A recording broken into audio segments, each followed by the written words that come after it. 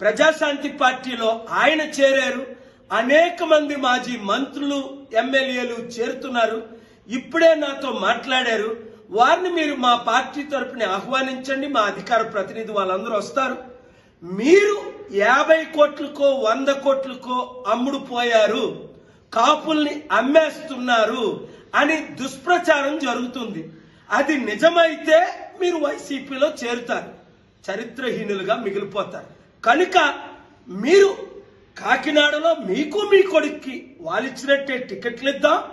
10 సీట్లు మీ ద్వారా minimum east west గోదావరిలో గెలిపిద్దాం. అవసరమైతే మిమ్మల్ని ముఖ్యమంత్రి అభ్యర్థిగా ప్రకటిద్దాం.